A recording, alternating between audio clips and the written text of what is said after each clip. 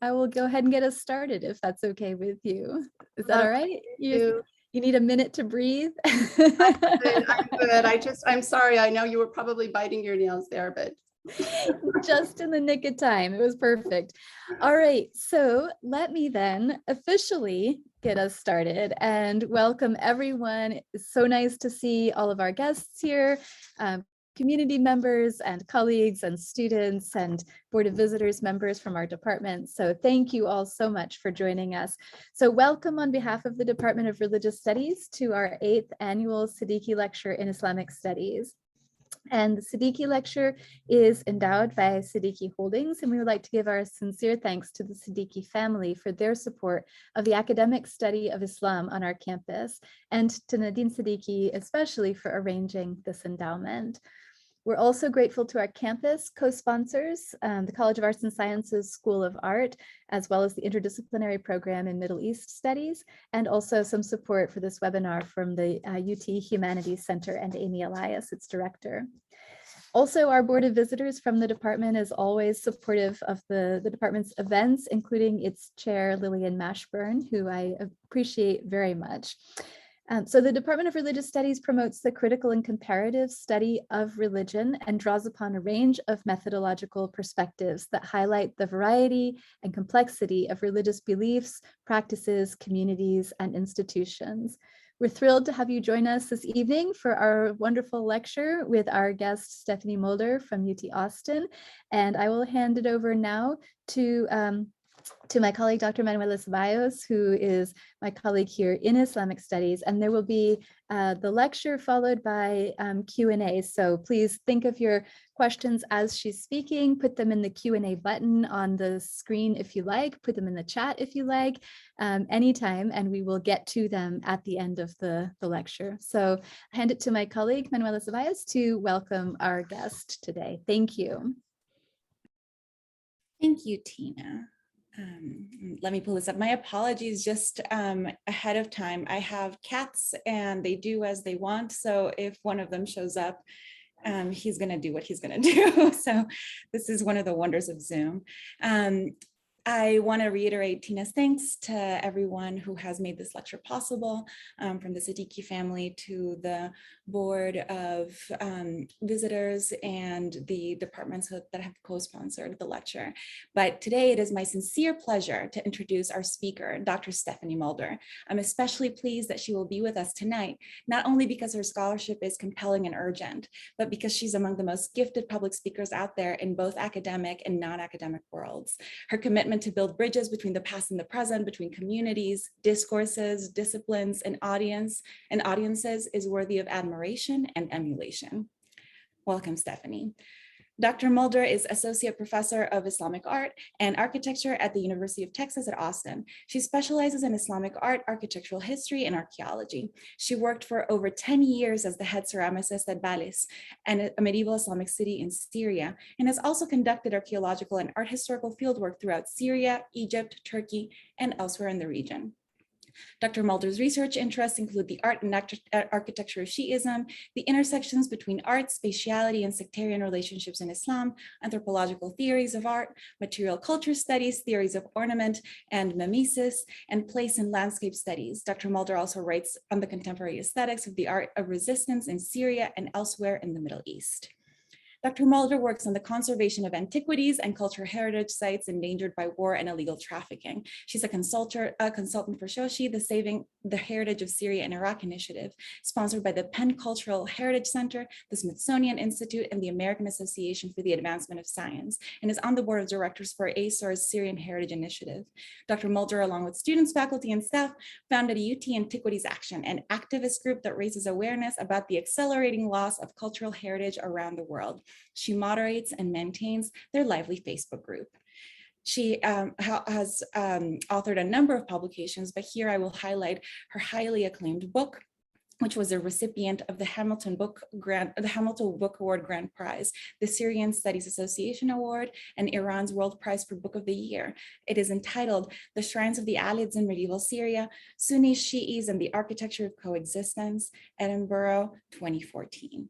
The book was also selected as an ALA Choice Magazine Outstanding Academic Title. Dr. Mulder has appeared in media interviews and written editorials for media outlets such as the BBC, IB Times, Al Jazeera, the LA Times, Huffington Post, US News and World Report on cultural heritage issues, Islamic art, antiquities, and the history of sectarian relations in Islam. Please join me in welcoming Dr. Mulder to the University of Tennessee.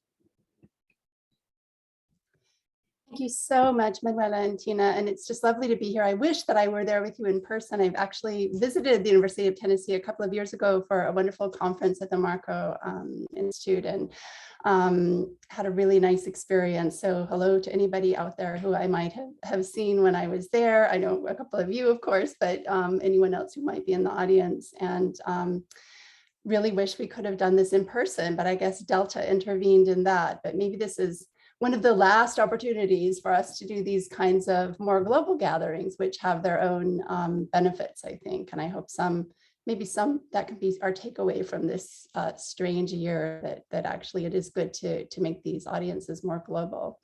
So I'm honored to be here. Thank you also to the Siddiqui family for sponsoring this lectureship, which of course has I noted that Shazia Sikandar was last year's lecturer, which is now I really feel like I'm walking in the footsteps of greatness. So what a terrific gift to the people of Tennessee to have sponsored this lectureship. And I'm truly honored to be just one small footstep on this path here. I'll just go ahead and begin. Today I'm going to think a little bit about, as you will have been able to see from the title of my talk, I'm going to think a little bit about, as a medievalist, what we might be able to say about contemporary iconoclasm if we go back in time and think a little bit about the medieval era and the way that people manage differences, let's say, between different communities in the medieval period, and how maybe, just maybe, we historians always like to think that the past might have something we can take away with us into the present, that we hope that there might be some lessons in the past. So maybe we can think a little bit through that lens today as I weave you a tale that will take us back to the 13th century. But I'm going to begin a little bit more closer to home. In June of 2014, in that fateful month, the militant group calling itself the Islamic State of Iraq and Syria, commonly known as ISIS, carried out their first acts of what can only be called heritage terror, when they demolished a series of Christian, Jewish, and Islamic holy sites in Mosul in Iraq. These catastrophic events received little news coverage in the West, but in the following months, the group would go on to destroy a number of such Christian and Islamic sites, including the 13th century tomb of Imam Dur, a monument that was a cornerstone of the history of Islamic art, and one that had survived the ravages of 1,000 years of history, including even the Mongol invasion. But it was not until January and February of 2015 that ISIS got the attention of the world, when they published a video of themselves systematically destroying sculptures in the Mosul Museum in Iraq. Unlike the destruction of the Christian, Jewish, and Islamic holy places, this spectacle of heritage violence immediately provoked international shock and outrage, in part because it was rapidly disseminated via ISIS's savvy use of social media. ISIS went on to damage or destroy dozens of other ancient sites, including the Neo-Assyrian capital of Nineveh and the Seleucid and Parthian trading city of Hatra in Iraq. In Syria, the Roman-era temple of Palmyra was perhaps the most famous of these destructive acts. A Roman period city that grew spectacularly wealthy on the Silk Road caravan trade, Palmyra was home to people of many faiths and ethnicities, a fact that was reflected in an artistic style that blended Roman, Egyptian, Arab styles, and even had some influence from as far away as India. It was a site that for Syrians and for many outsiders stood for a cosmopolitan, multicultural ideal of tolerance that we would like to associate with the values of our own time, and which is, of course, the antithesis of everything ISIS had stood for. These spectacles of destruction evoked shock in grief, both from local communities in Iraq, Syria, and elsewhere in the region, who frequently responded with heroic acts of resistance, and from the global community of archaeologists, cultural heritage specialists, as well as ordinary people, from UNESCO to the young students in my group at the University of Texas Antiquities Action. You can find us on Facebook. Popular media explanations for these acts often presented ISIS's actions as barbaric, as baffling, outside the realms of normal, quote, civilized uses of the past. In these analyses, ISIS's actions were often superficially explained as something that somehow was prototypically Islamic. In other words, that they were motivated by a supposedly, quote, Islamic attempt to, as you often hear, stamp out idolatry, or a fundamentalist desire to revive and enforce a return to a purified form of monotheism by destroying the evidence of a pagan, pre-Islamic past.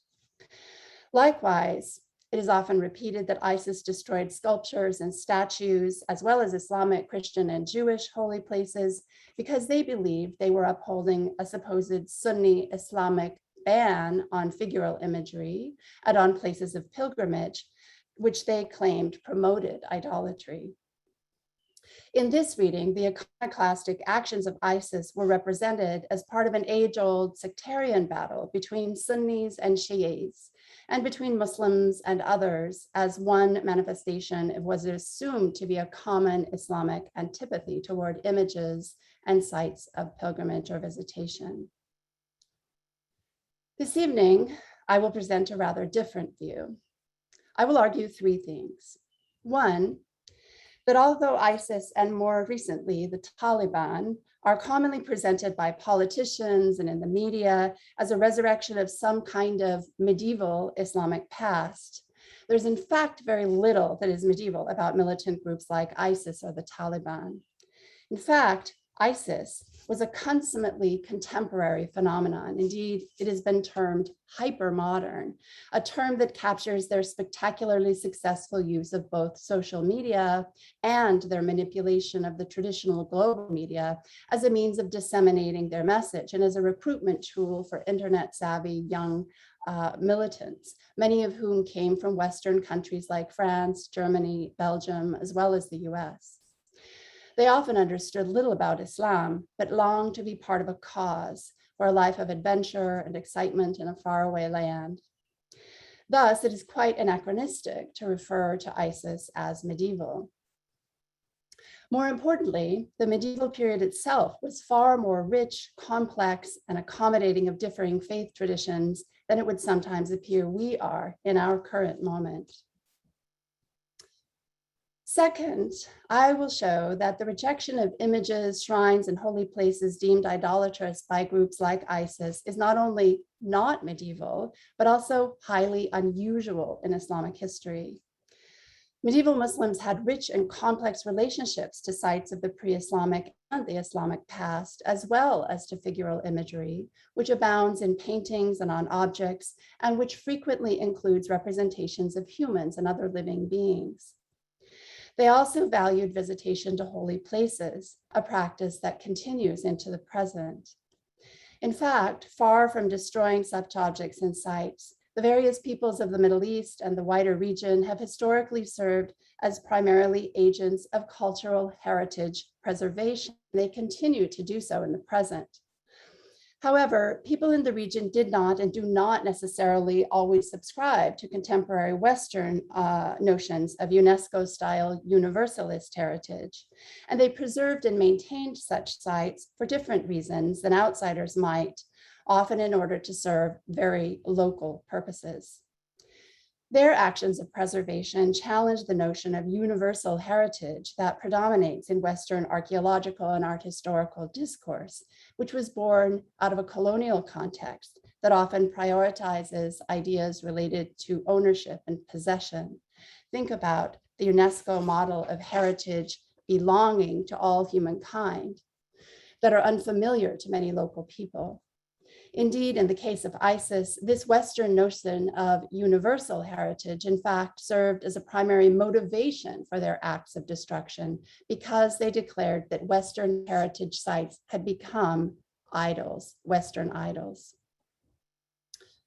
Third, and this is important, despite the near saturation coverage ISIS received in the international media just 5 years ago, I'm in fact not going to talk about them much at all again in this presentation because despite what you may have heard, the group is in fact a minor actor in the destruction of cultural heritage in Syria and Iraq, just as they are in fact a minor actor in the overall human toll of death and displacement in the region. Indeed, in both cases, human and heritage losses, the primary agent of destruction is not ISIS, but the Syrian government and its allies, who have caused far more damage and killed far more civilians. And it's worth remembering that Western nations too have played a significant role in creating the destabilization that has led to the both loss of lives and cultural heritage in the region, a long and ongoing loss of both that accelerated following the 2003 US invasion of Iraq. So if militant groups are not the main actor in cultural heritage destruction, and their actions cannot be said to be representative of Islam, and they're certainly not medieval, and they're not resurrecting some kind of medieval patterns of belief or behavior, how are we to interpret and understand the role of such groups over the past 5 to 7 years in places like Afghanistan, Syria, and Iraq? This evening, I'd like to take you on a rather colorful walk through the real history of the medieval Islamic world. It's a world I sometimes joke could be called the secret history of the medieval Middle East because its outlines are so unfamiliar to so many of us. In fact, it's a world in which, contrary to the assertions of both groups like ISIS and the Taliban themselves and the global media, most people, most of the time, found a way to get along. We are certainly living in a pivotal moment in the history of the Middle East, and we can start to unravel our current narrative by looking at another crucial moment in the history of the region, the 11th and 12th centuries, the era of the Crusades in Syria, although the Crusaders themselves will be just a bit player in our tale, as they often were in the medieval Arabic chronicles of the time. Our story begins on a hill overlooking the city of Aleppo in northern Syria, at the end of the 12th century. During the period we will examine, a shrine for the Shi'i martyr al-Hussein suddenly became the object of a fierce bidding war between several powerful patrons. The shrine, or mashhad in Arabic, commemorated a place where the head of the Prophet Muhammad's grandson al-Hussein, severed during the famous Battle of Karbala in AD 680, was believed to have rested on its legendary journey from Karbala to Damascus.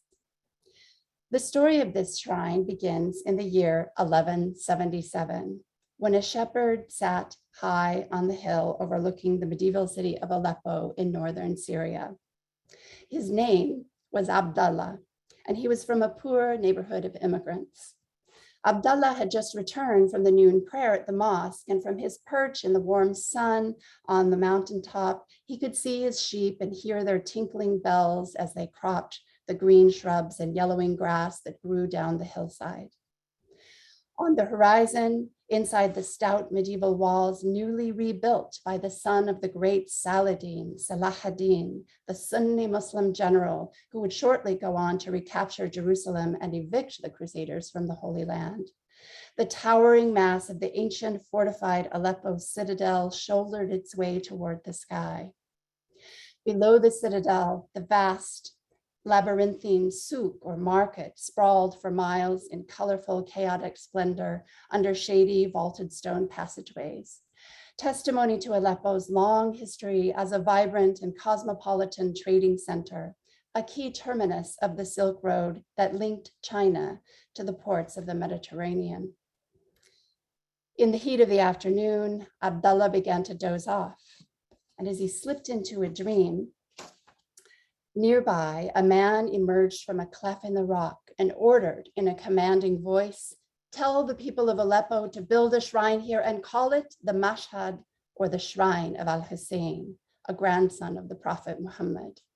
Abdullah awoke, and awestruck at the miraculous vision, he dropped his shepherd's staff and ran to the souk, where he began recounting the miracle and exhorting the inhabitants to come build a shrine. Excited crowds quickly gathered, and inspired by the vision of the humble shepherd, in an outpouring of devotion, the ordinary people of Aleppo began to build a shrine at the site with their own hands. Within days, groups of volunteers were created, workdays were assigned, and soon the merchants of Aleppo had arranged a surcharge on their goods to provide funding for the project. They organized themselves for communal labor and hired an architect, who piously declared that he would build this shrine even if the people of Aleppo wanted it made of gold. But although the shrine was begun by the people, the project quickly gained some more illustrious patrons. First, a local sheikh contributed a large sum of money.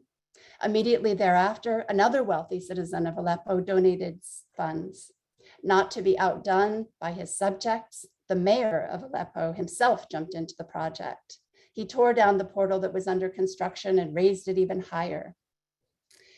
4 years later, the chivalrous Sunni Muslim general Saladin himself visited the shrine and left a donation of 10,000 dirhams.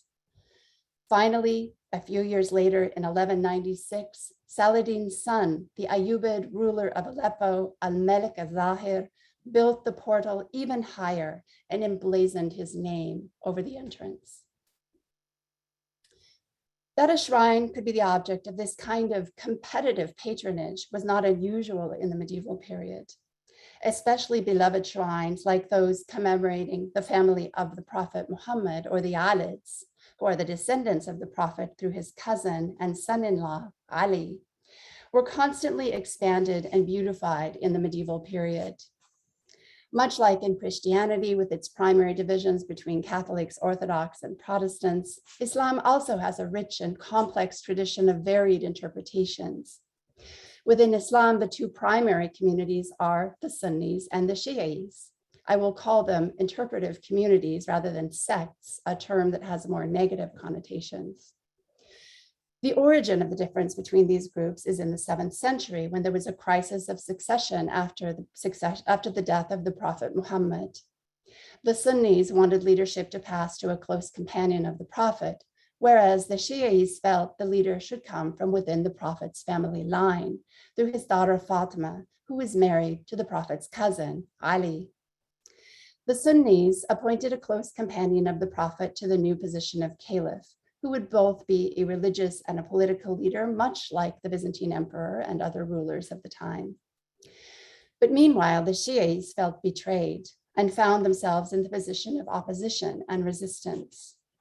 In the ensuing centuries, the Shi'is would continue to press for leadership to pass through the family of the Prophet and go on to create a parallel system of familial leadership known as the Imamate.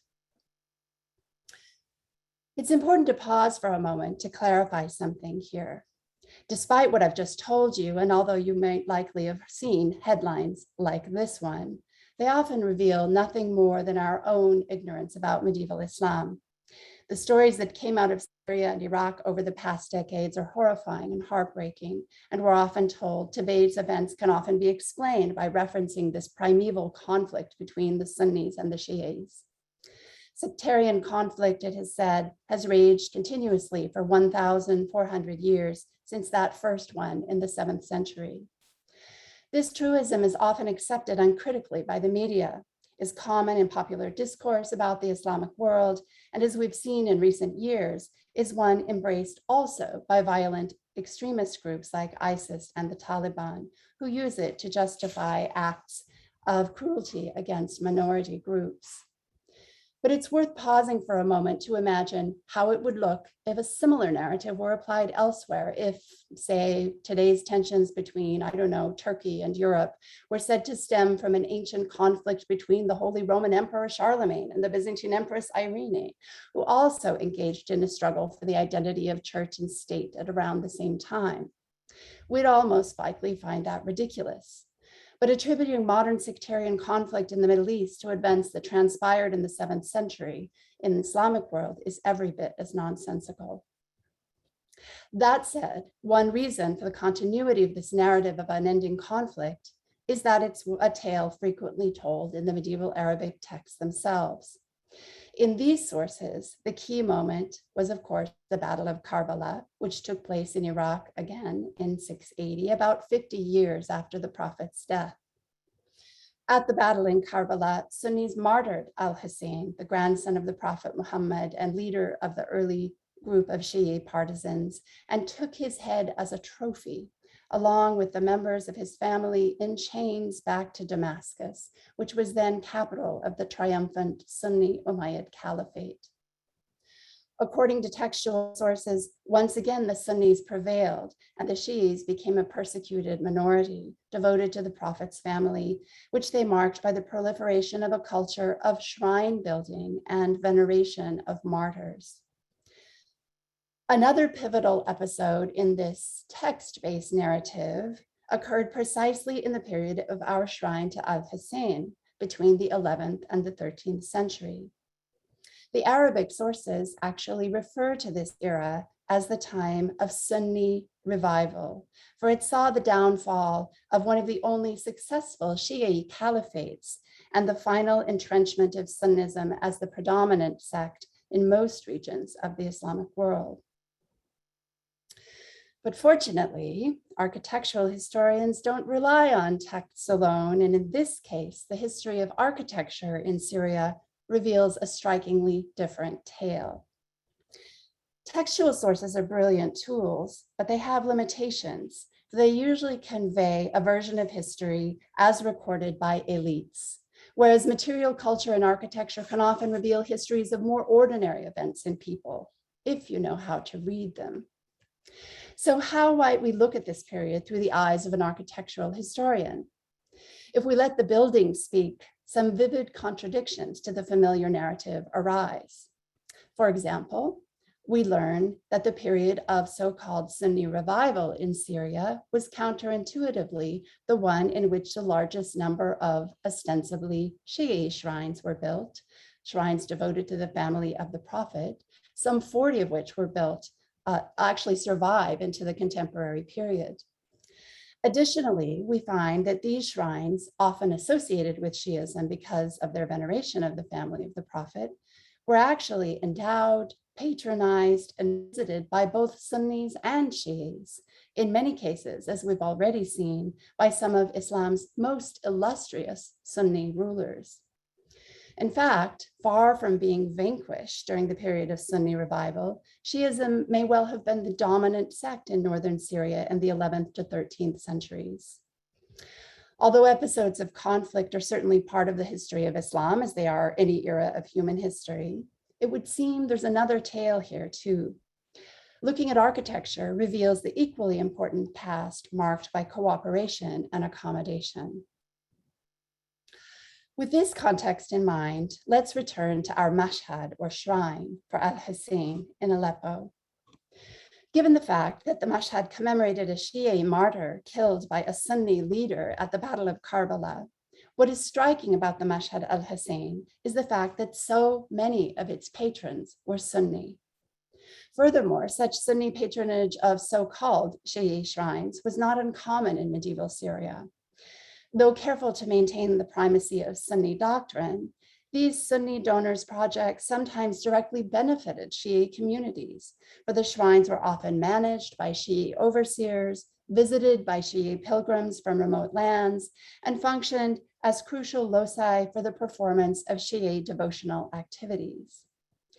Though revered by Sunnis as well, for Shi'is, visitation to these shrines was an essential feature of both religious doctrine and practice within their interpretive community, particularly on the popular level. Such Sunni patronage of Alid shrines is also surprising because it seems at first glance to contradict much of what we know about the social and political history of the medieval period.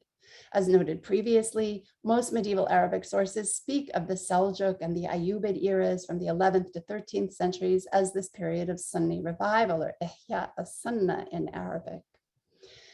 An important characteristic of the Sunni revival was the encouragement of propaganda against Shi'i dynasties, especially the Ismaili Fatimids, who had established a counter-caliphate in Egypt that had directly challenged the authority of the Sunni caliph back in Baghdad. The Sunni revival is often said to have reached its zenith in Egypt and Syria in the 12th century under the Ayyubid dynasty. Against this background, how can we account for the fact that many Sunnis appear to have been interested in maintaining and developing these ostensibly Shi'i pilgrimage places? The evidence here suggests that in medieval Syria, these shrines were often reframed and reconfigured as shared, pan-Islamic, and inclusive. At times, this reconfiguration occurred for reasons of personal devotion or piety. At other times, as part of a political bid to gain influence over Shi'i communities, and sometimes as part of a larger social policy of reconciliation between Sunnis and Shi'is. These acts took place within an environment of intensive sanctification and renewal of literally hundreds of holy places in Syria occurring between the 11th and 13th centuries, a phenomenon that generated a new, specifically Islamic sacred landscape in the aftermath of the Crusades, a landscape that embraced and built upon prior biblical sacred landscapes already holy to Christians and Jews. This environment fostered the discovery of dozens of new shrines, a revived interest in shrine construction, and a newly ecumenical approach to the commemoration of holy figures, whether Sunni or Shi'i. It also created a new sense of the boundaries of the Holy Land that is discernible in the Arabic textual sources over the course of the 11th to 13th centuries. In the early 11th century, the Holy Land was conceived in these sources as just the area around Jerusalem. But over the course of the next 2 centuries, the boundaries of what was considered the Holy Land would expand to encompass the entire Eastern Mediterranean, past the Euphrates River, and eventually all the way up into what is today the area of Iraq and down into parts of the very southern area of Syria. In the end, this Sunni investment in alid places of pilgrimage created a new type of polyvalent devotional space that, in other words, meant multiple things to varied groups of devotees, space that served as nodes of interaction between factions often depicted in opposing terms. Thus, beneath the official political rhetoric of Sunni ascendancy recorded in the textual sources, a complex and fluid inter-confessional negotiation often took place, a negotiation we can read in the architecture. So let's turn back to Aleppo. An important, yet often neglected piece of evidence is that for much of its medieval history, Aleppo was in fact a Shi'i-dominated city. In fact, in many parts of northern Syria, Shi'ism was the majority sect. The medieval Muslim scholar Ibn al-Adim, who died in 1262, reports that in his time in northern Syria, the majority of prominent political and religious positions were held by Shi'is, and that most northern Syrian cities used the Shi'i call to prayer. The devotedly Sunni chronicle Ibn Jubayr, despairing during his travels in the region at about the same time, sued God for preservation from what he called their heresies. Such a strongly Shi'i environment was undoubtedly advantageous for the proliferation of alid shrines, and the Mashhad al-Hussein, located on a hill outside the walls of Aleppo, was certainly part of that trend. But before we return to our examination of the Mashhad al-Hussein, let's look at another shrine located nearby, just to the south, the Mashhad al-Muhassin.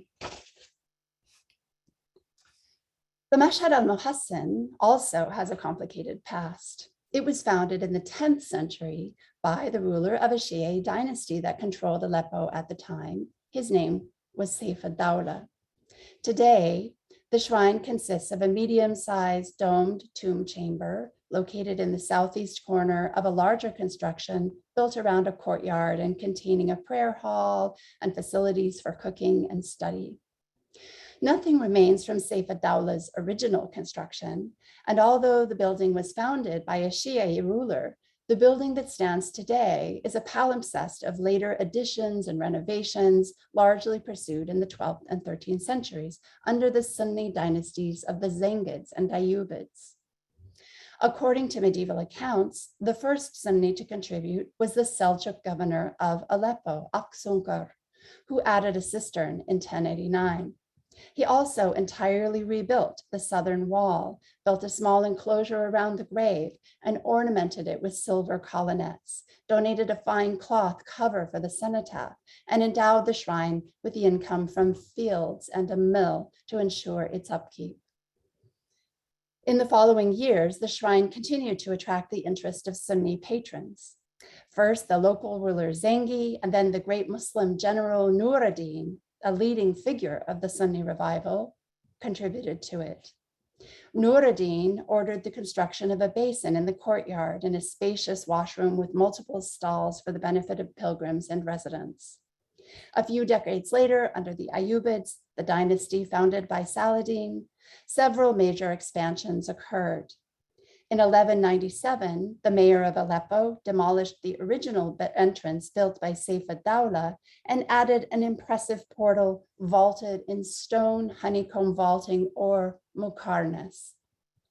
This style of ornament is directly related to the mausoleum of Imam Dur in Iraq, destroyed by ISIS, I showed you at the beginning of the presentation.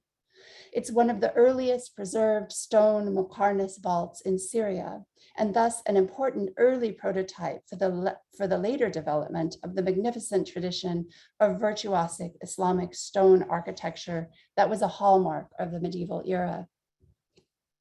Shortly thereafter, in 1212, the Ayyubid prince Al-Malik al-Zahir, the son of Saladin, undertook a major restoration of the Mashhad. He rebuilt the main wall of the sanctuary on the south side of the building and left an inscription in his name. Then in 1234, another Sunni sultan, Al-Malik al-Nasir Yusuf, rebuilt the north wall of the courtyard and left yet another inscription. This second inscription is perhaps the most enigmatic in the shrine, for it records verses of praise for the 12 Shi'i imams, a surprising act indeed for a Sunni sovereign. Generalized Sunni reverence for the family of the Prophet is one thing, but actually praising the leaders of a rival Islamic group in such a public context is quite another. What can have been the meaning of such an action? We will return to this question, for the answer will perhaps be found when we come back to the Mashhad al-Muhassin's neighbor, the Mashhad al-Hussein. There, as we will shortly see, a similar Shi'i inscription greets visitors as they enter its magnificent 13th century inlaid muqarnas portal. The Mashhad al-Hussein is, in one scholar's words, the most important medieval Shi'i structure in all of Syria and the largest, most complex, and most enigmatic religious monument in 12th century Aleppo. Although similar in some ways to the Mashhad al-Muhassin, it is considerably larger and more elegantly proportioned, a true royal foundation. Indeed, the Mashhad al-Hussein is one of the great 12th century buildings in Syria, and in sheer aesthetic splendor easily competes with, perhaps even eclipses, many of the more famous contemporary Sunni madrasas or religious schools. But despite its grandeur, it rarely appears in standard textbooks or architectural surveys of Islamic art. This is probably because it makes no sense in our standard narrative of the era of so-called Sunni revival for there to appear such a noteworthy, ostensibly Shi'i building. In plan, the shrine is relatively simple. At its heart, a small courtyard is surrounded by many rooms with a prayer hall on the south side and a complex sequence of vaulted arches on the north. The courtyard is accessed via a tall portal located on the east side. The portal, elaborately carved and inlaid with multicolored stone interlace and a faceted muqarnas hood, is the most prominent feature of a large walled courtyard or enclosure that stretches outward from the main shrine area. As mentioned previously, The story of the Mashhad al-Hussein began in 1178 under the rule of Nur ad-Din, when the dream of that poor shepherd Abdullah instigated a flurry of building activity by the Shi'is of Aleppo, but eventually leading to the intervention of numerous Sunni patrons. Its most prominent patron belonged to the dynasty of Saladin, the Ayyubids. It was Saladin's son Al-Zahir who constructed the present Muqarnas portal, completing it in 1211. It is a magnificent entrance, in fact, a veritable masterpiece of Ayyubid architecture. One architectural historian has said that the vault of the portal is by far the most elaborate in Ayyubid architecture. The relief carving is particularly rich. The portal is unusually tall. Because of its location, visible from a great distance, its unusual depth, and the interlacing inlaid stone surround of the frontal arch, this portal seems more monumental than many other extant 12th century portals. Clearly, its architecture and decoration sought to attract attention, admiration, and glory for the beneficence of its patron. But Al-Zahir's portal is notable for another reason too, its inscriptions. For it is here that the Shi'i inscription similar to the one in the Mashhad al-Muhassin appears. This inscription runs around the lateral faces of the portal bay. And it reads, Bismillah, O God, give your blessing to Muhammad the Prophet, Ali the successor, Al-Hussein, Al-Hassan the trustworthy, the poisoned, Al-Hussein the martyr, the oppressed, Ali Zain al-Abidin, Muhammad al-Baqir, the standard of religion, Ja'far al-Sadiq, the commander, etc. As you can see, this overtly Shi'i text praises the 12 Imams. But remarkably, it is located just below another inscription that is strongly Sunni in character. It's 3 lines carved inside individual cells of Muqarnas ornament. It praises the family of the Prophet, the first 4 Sunni caliphs, and expressly states that all the companions of Prophet Muhammad are to be revered, no exceptions. O God, give your blessing to our master Muhammad and the family of Muhammad and grant them peace. May God be pleased with Abu Bakr and Omar and Osman and Ali. May God be pleased with all the companions of God's prophet, Ashab Rasulullah Ajma'in. At first glance, seeming contradictory, these 2 inscriptions have been interpreted in various ways. Scholars have argued that because the Sunni praise is slightly higher than the Shi'i one, it is intended to neutralize the Shi'i words of praise. But such an explanation perhaps stretches the evidence to fit a preconceived notion of contentious relations between Sunnis and Shi'is in this period. In truth, the Shi'i praise of the Imams is far more visually bold, harmonious, and certainly more legible. Its 2 halves facing each other in broad bands of cursive calligraphy across the lateral faces of the portal. The Sunni inscription, on the other hand, is brief and disjointed, spreading its abbreviated phrases over 3 separate cells of Muqarnas. But it is the inscription's final line, which instructs visitors to revere all the companions of God's prophet, that is revealing here. On the simplest level, this inscription served as an admonishment for Shi'is, encouraging them to abandon the common practice of cursing the companions of the prophet. But the physical arrangement of an aesthetic relationship between the 2 inscriptions reveals a more complex understanding of how they spoke to and acted upon viewers.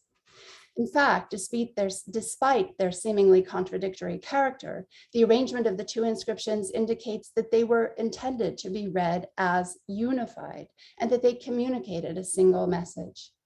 And the vehicle of that communication was, in fact, imagery that evokes the light often associated with the Shi'i Imams.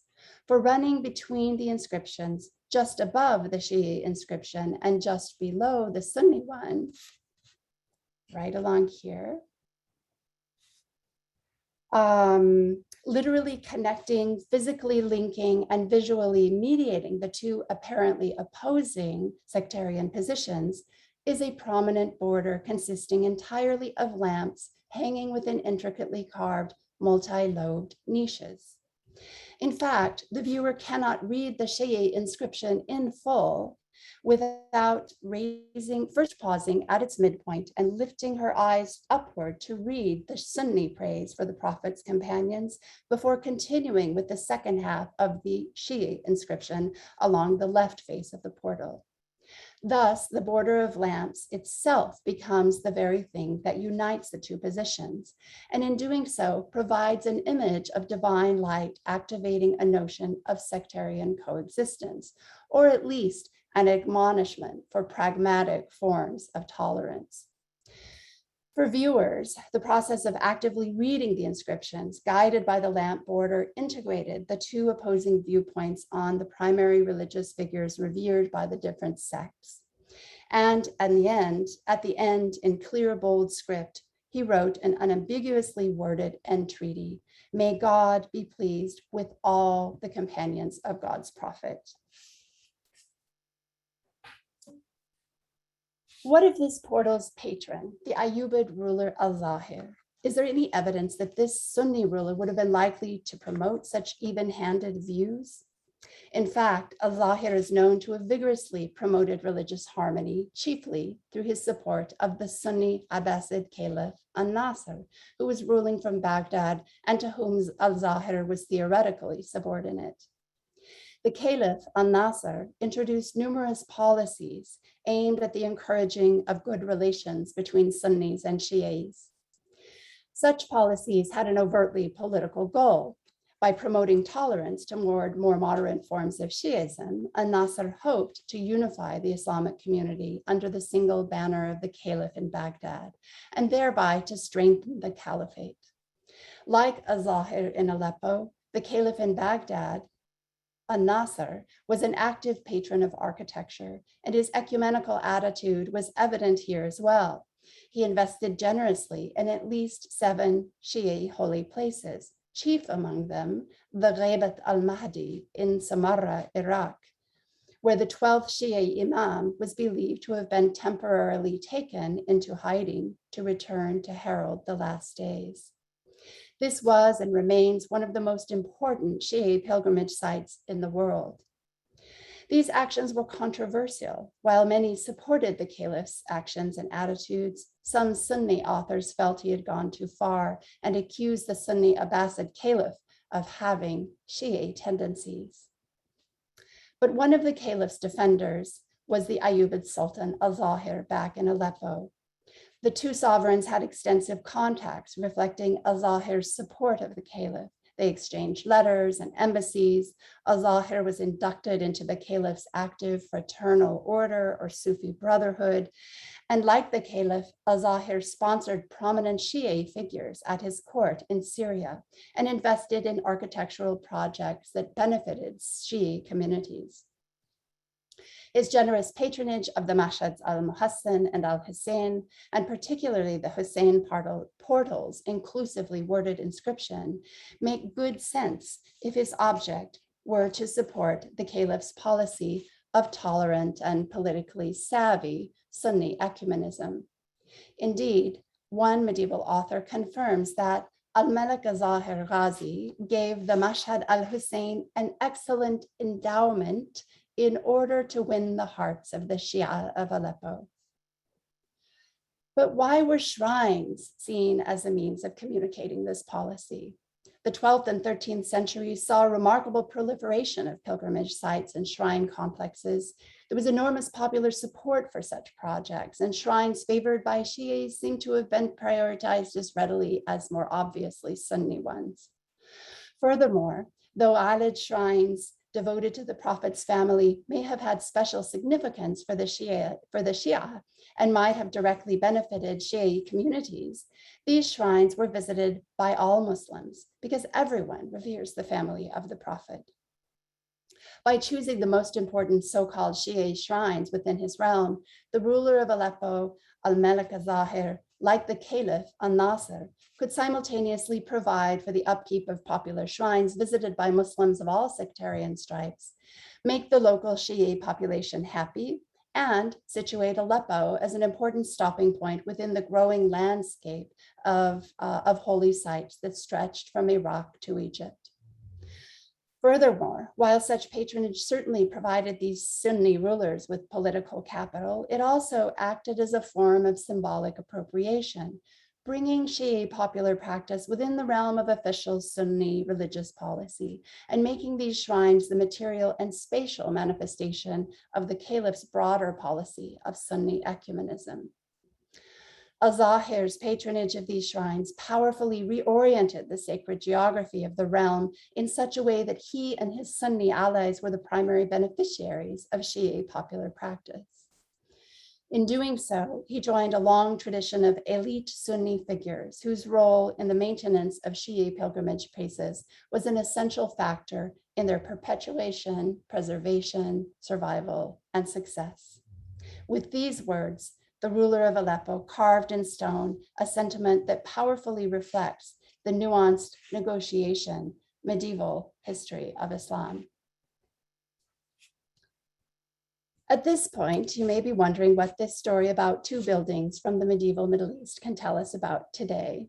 You've been very patient as I have walked you carefully through this complex visual and architectural argument, but such a method illustrates how, if read carefully, architecture and other forms of material culture can often reveal richer stories about the past than textual sources alone.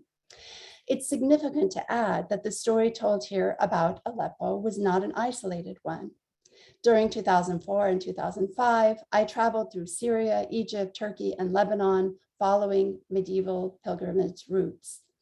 This survey revealed nearly 40 still extant Alid shrines.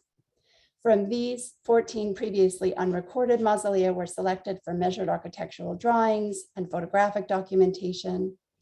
This fieldwork was supplemented by reconstruction of their founding and patronage histories from the Arabic textual sources and the epigraphic evidence of the buildings themselves. In addition, the study drew from my participation in the archaeological investigation of a medieval Shi'i shrine at Balis, a city located on the Euphrates in northern Syria. I also gathered evidence from over a dozen shrines located in the cemetery of Bab as-Saghir outside of Damascus that span the era from the late medieval period to the early 20th century when Syria was under Ottoman rule. Such a long perspective and interdisciplinary methodology is a powerful tool in accessing these shrines' unique architectural and sectarian histories. In every shrine I examined, just as we saw at the Mashhad al-Hussein and the Mashhad al-Muhassin in Aleppo, the patronage and architecture of these ostensibly Shi'i shrines was a distinctly intercommunal social practice shared between Sunnis and Shi'is. And these practices continued through the medieval period and into the Ottoman era, all the way up to the early 20th century. Indeed, in earlier years, the Sunni Ottoman Empire had created a culture of broad-minded pragmatic tolerance toward religious minorities that served as a model even for the faraway Dutch Republic and other nascent democracies in Europe. It's worth remembering, in fact, that notions of religious tolerance that appear today to be deeply rooted in European thought were virtually unknown in Europe before the 16th century. Not so the Middle East. Now, you are no doubt wondering, how did we get from there to here? The answer to that is a study of its own and lies far outside the time frame and subject of my talk today. But to answer briefly, it's worth noting that modern forms of European nationalism that are often ethnically and religiously based have not left a happy mark on history, as we ourselves have recently discovered. And the influence of European colonialism, which aimed to bring a similar model to the region, was also disruptive of older imperial strategies of tolerance and conciliation that had endured for centuries. Indeed, the modern form of sectarianism upon which ISIS built its empire was virtually unknown in the region before about 1970, when Iraqis and Syrians tended to identify along class and political party lines, not sectarian ones. This was the case until Saddam Hussein's ruthless rise to power in the 1970s enshrined a system of sectarian-based clientage and a crackdown on Kurds and non-Arabs. The Ba'ath Party under Hussein created a system that privileged a Sunni power base, a trend exacerbated during the 2003 US invasion, though now reversed to bring power to the Shiites, the very Shiites that are now so resented by the ISIS that we knew in the past few years. This is not to say that there were no periods of religious and sectarian tension in the pre-modern Middle East. Of course there were. But these are better understood as the outcome of particular constellations of historical circumstances than as indicators of a long history of communal conflict. Looked at over the long course of Islam's 1,400 years history, these episodes, while significant, stand out. These episodes of conflict, while significant, stand out not as business as usual, but as departures from a long history of pragmatically minded coexistence. Now, of course, naturally, I'm not advocating for a return to a medieval world. Obviously, I do like our modern life and its ideal of democratic egalitarianism, even though we so often don't quite meet it. But that egalitarianism is not equally distributed around the world. It's worth taking the time to understand the genuinely complex history of this region. If archaeologists and historians are doing anything useful in this world, it should be as researchers who have an obligation to use our knowledge about the past to shape the narratives of the present. And this is why I believe the inscription of a medieval Muslim sovereign is so inspiring, even in the darkest days of ongoing conflict and trouble in the Middle East and the wider region. May God be pleased with all the companions of his prophet. With these words, al-Zahir carved in stone a sentiment that powerfully reflects the nuanced, negotiated sectarian history of Islam in Syria and the broader region, and opens for us the possibility that it may one day be so again. Thank you.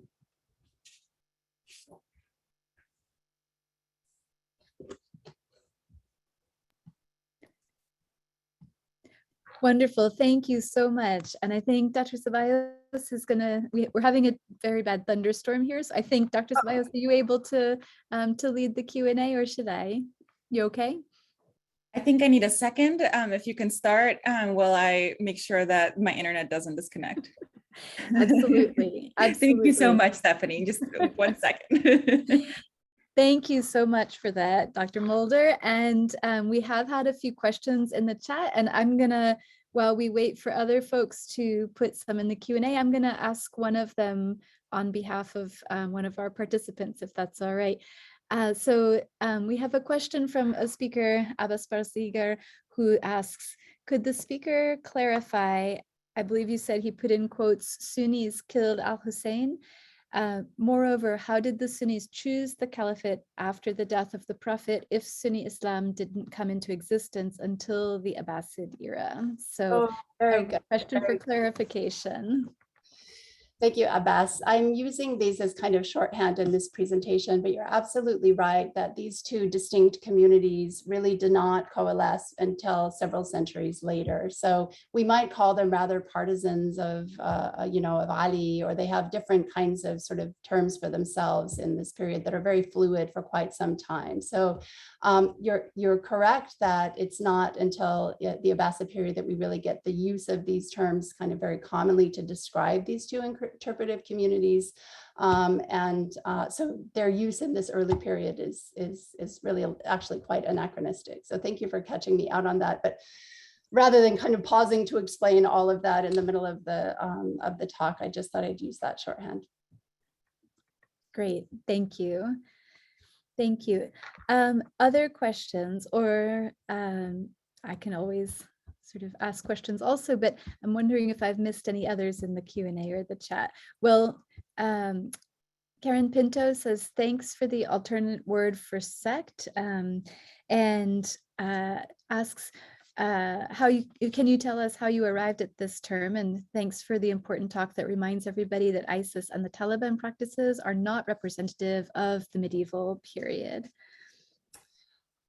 The term, I like the term interpretive communities, because when I think about and teach about the Islamic world, I tend to think of Islam as just one great discourse. It's an ongoing discourse. It's still a conversation that's happening among a diverse group of people with a oftentimes very divergent set of ideas. And so thinking about it, there's not a kind of, a really defined religious hierarchy in the Islamic world in the way that you find in, the Christian world with institutions like the papacy and so forth. There are, of course, lineages of authority, but there's not this kind of really strictly defined sort of lineage of authority. And so what you end up having is competing lineages, competing ideas, competing worlds of interpretation. And so I feel that this word interpretive communities is a useful one that gives you enough fluidity to talk about the complexity of those types of discursive engagements that different groups have and continue to have with each other.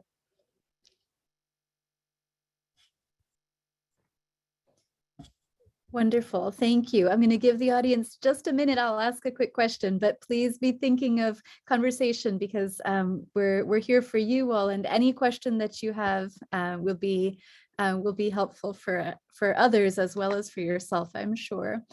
So let me just ask Dr. Mulder if you could, and then we'll go back to Abbas, who has another question.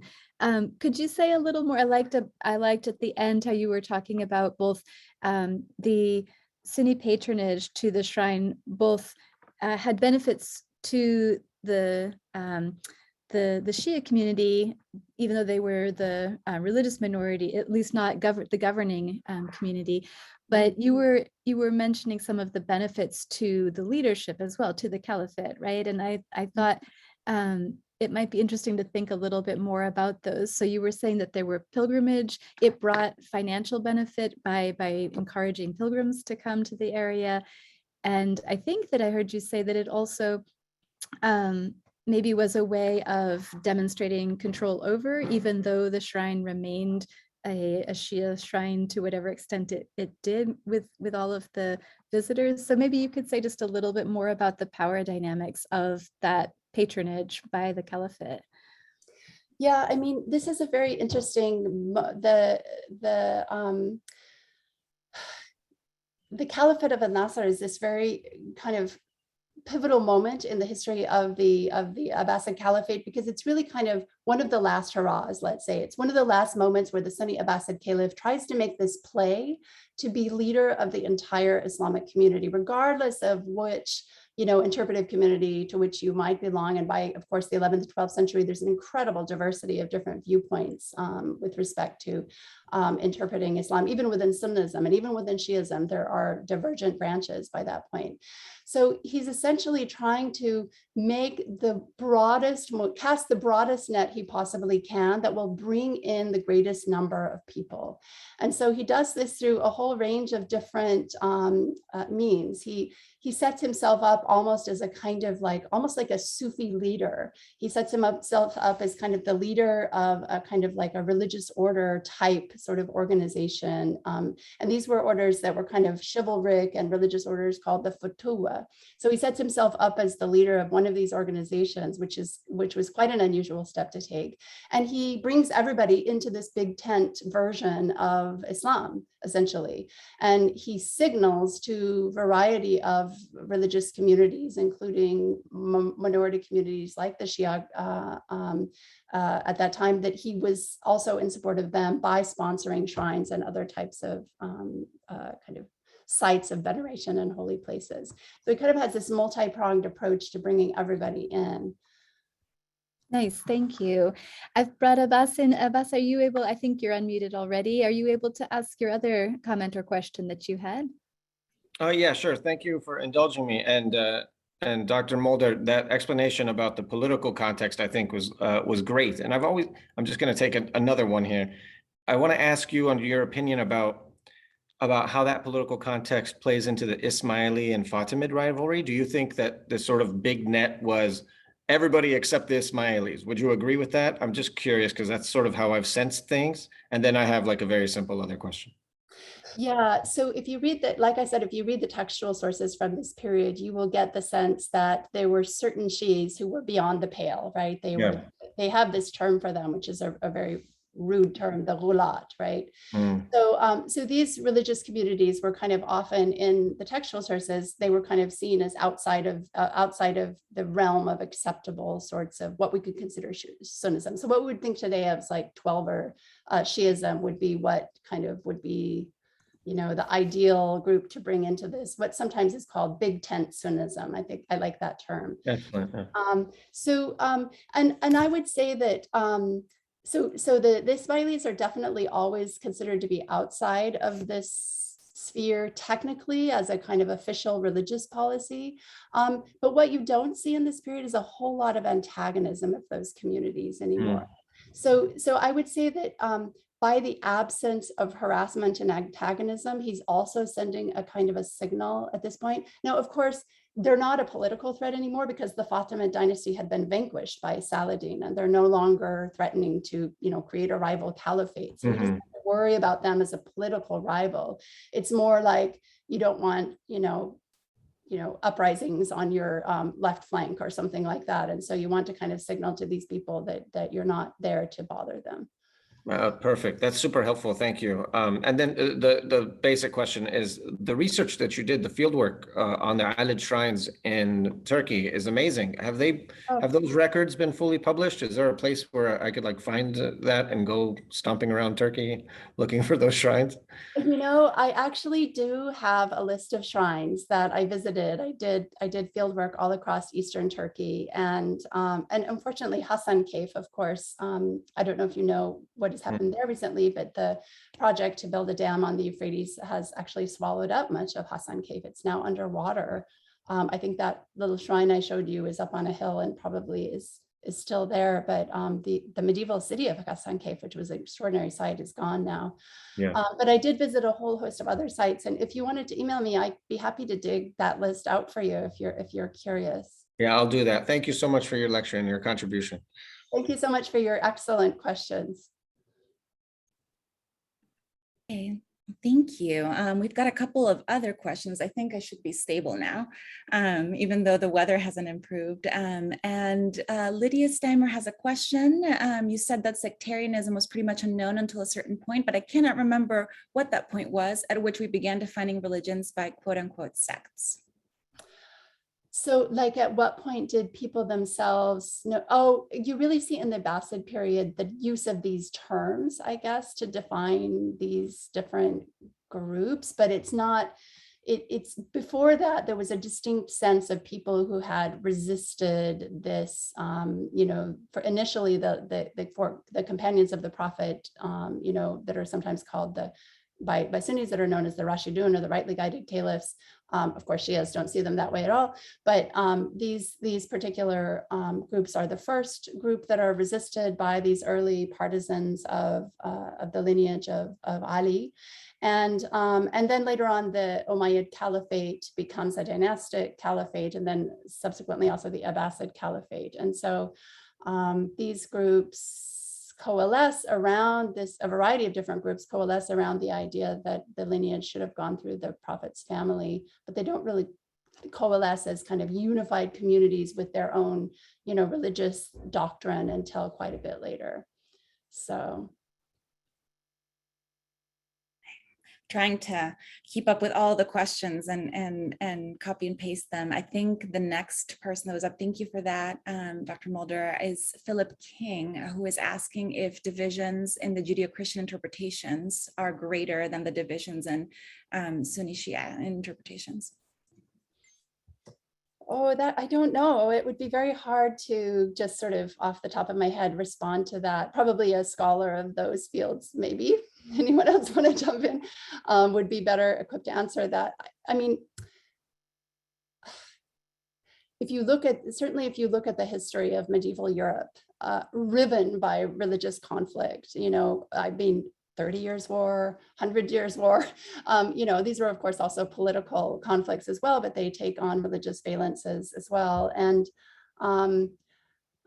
and I don't know, it's very hard to sort of directly compare, I think, greater or lesser. I think conflict is part of every human society in some form or another, and people came up with strategies to accommodate difference and try to solve and resolve that conflict.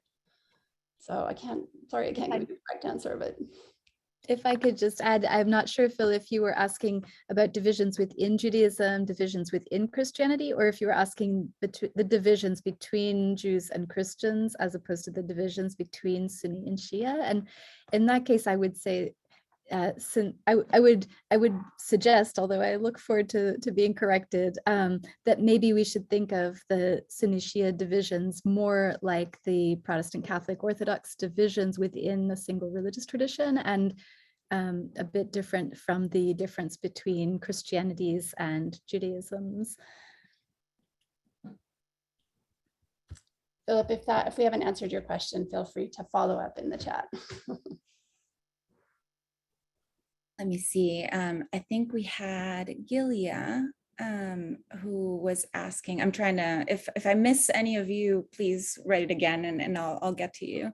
If it was difficult for you, Dr. Mulder, as a Western female scholar, to gain access to the shrines. It was not. I experienced only the most gracious hospitality every minute that I spent in the Middle East, I have to say. There are occasionally, of course, I would say everywhere in the Mediterranean, as a woman, you might be catcalled and harassed, or things like that might happen to you. It's happened to me in Italy, it's happened to me in Greece, and it happened to me, unfortunately, also in the Islamic world. But that was it was a rarity. Most of the time that I was working and living in the Middle East, and that was over a period of 12 years, I experienced quite the opposite, just tremendous, kindness and openness and generosity. That tradition of Arab hospitality is real. And, sometimes it was just hard to walk down the street without getting invitations to have a cup of tea. So working in the shrines itself, I would, of course, always be respectful of local religious traditions by wearing a headscarf. And then I would be, sometimes I felt a little awkward because I would be, especially when I was there doing field work, which is now 2004, 2005, it's quite a long time ago, weird to imagine, but there would be, at that time, there were very significant numbers of visitation to these shrines coming from all over the Islamic world, stretching from Iraq all the way to to India, Pakistan. So there was over 1 million pilgrims a year who would come to Syria to visit these sites. So they were very active, living religious spaces. And so sometimes I would feel a little bit sort of awkward inching around with my measuring devices, trying to get the sense of a place. But mostly people were just glad that I was there and curious, and lots of great conversations happened there. So.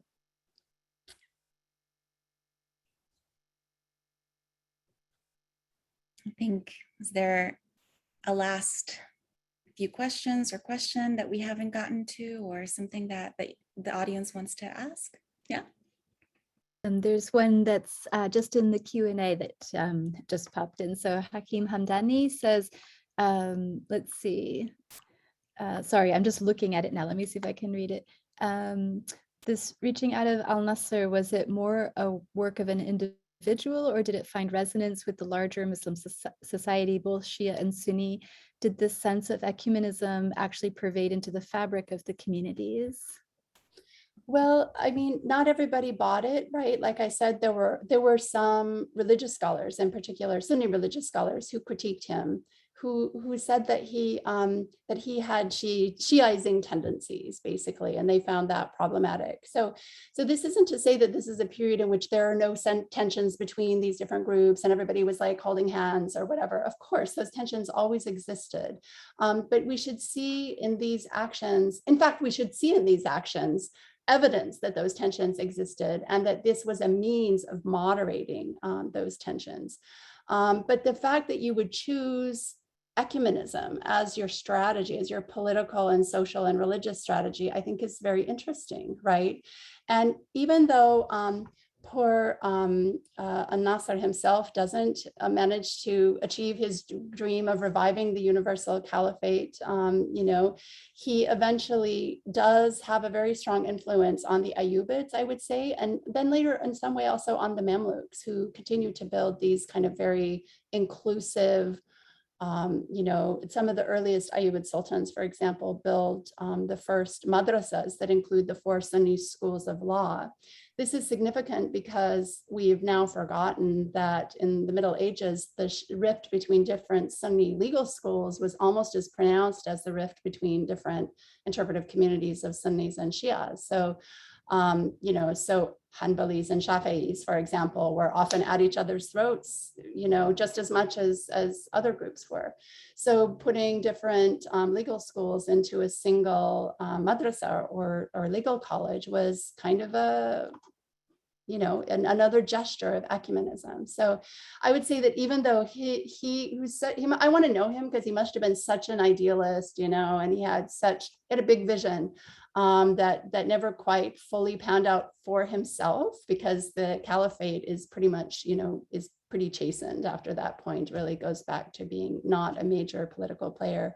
But I think his ideal of kind of what I call pragmatic tolerance persists. And I would argue that form of pragmatic tolerance is really the story. It's the story of this region throughout much of its history. And I would say there are certain features within Islamic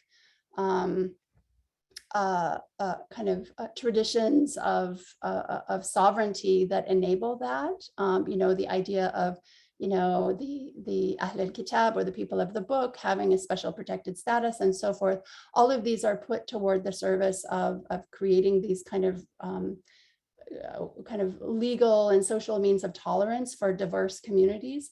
But I would say that the default of most empires has tended to default towards some type of mechanism of providing for diverse communities to have a protected space, because unlike the history of Europe, which I have to always remind people is a really, really tiny patch of land over there on the corner of the earth, whereas the Islamic world and the Middle East stretches all the way, it's vast, vast territory. And you have to have some kind of mechanism for accommodating hundreds of different languages, dozens of different religious traditions and communities, ethnic groups, tribal divisions. You have to have some mechanism of managing all that difference. You can't be constantly at war with everyone. You can't have constantly people fighting and uprising against each other. Otherwise, you'll never be able to bring in the tax revenues, which is the purpose of an empire, right? So that idea of kind of empire, I think, defaults towards some type of mechanism of, you can't spend all your time suppressing everybody. You've got to have some way for people you've got to have a means of managing difference. And I think Islam was part of a very ancient tradition of figuring out how to manage all of that difference in all of those global empires that stretch from one side of the Islamic world to the other. I have a daughter appearing in the screen. So, yeah.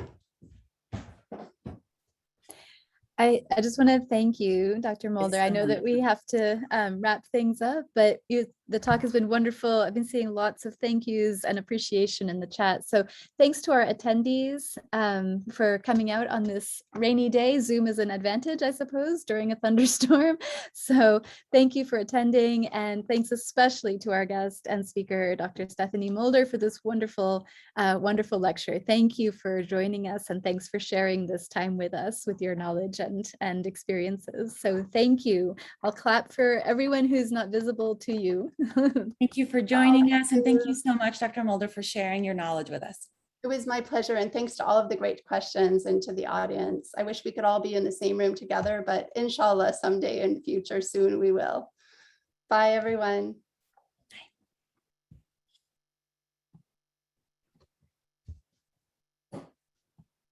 You done? I thought I had one.